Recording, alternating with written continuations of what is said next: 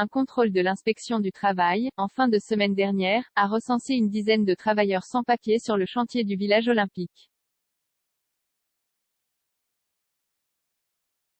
Ce contrôle a été opéré à la suite d'un signalement de la CGT. Ces travailleurs sans papier étaient employés par une société sous-traitante de la Solideo, société de livraison des ouvrages olympiques.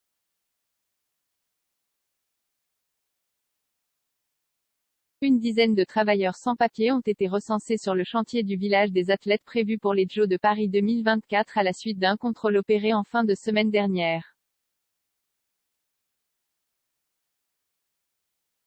Sur ce gigantesque chantier, situé dans la ville de Saint-Denis, Seine-Saint-Denis, près de Paris, travaillent plusieurs entreprises sous l'égide de la Solideo, société de livraison des ouvrages olympiques, 4 milliards d'euros de budget dont 1,5 d'argent public, pour pouvoir livrer le village des athlètes censé abriter plus de 10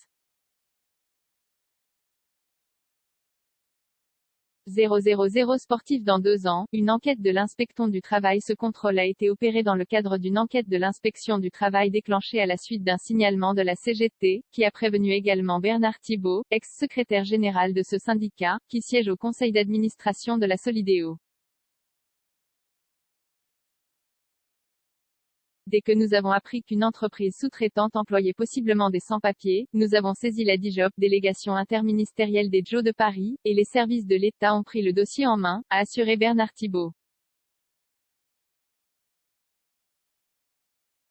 Ces travailleurs sans papier, près d'une douzaine, étaient employés par une société sous-traitante, dont les ramifications et l'implication vont au-delà des chantiers des Jeux, a précisé une des sources ayant connaissance du dossier. Contraire au droit du travail et à l'esprit des Jeux, nous n'avons pas un retour formel de l'inspection du travail, mais si les faits étaient avérés, la Solideo les condamnera fermement. De telles pratiques étant contraires au droit du travail, a réagi ce mercredi la Solideo au lendemain d'un conseil d'administration où la situation a été évoquée. C'est également aussi contraire à l'esprit des Jeux. Nous allons saisir l'ensemble des maîtres d'ouvrage pour leur rappeler leurs obligations, a ajouté la société olympique.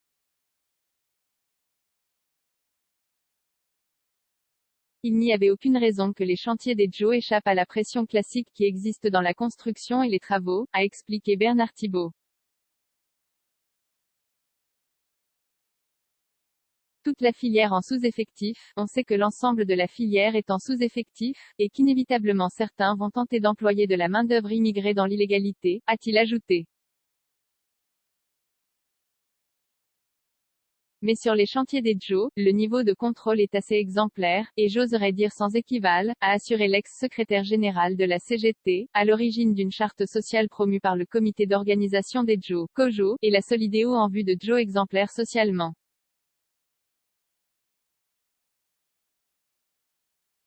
Près d'une centaine de contrôles ont été opérés depuis le lancement des chantiers des Jeux, selon une des sources. La Solideo est chargée de construire ou de rénover des ouvrages pour les Jeux, qui vont du village des athlètes, en passant par la rénovation de gymnases ou des échangeurs ou ponts routiers, ce qui représente une soixantaine d'ouvrages.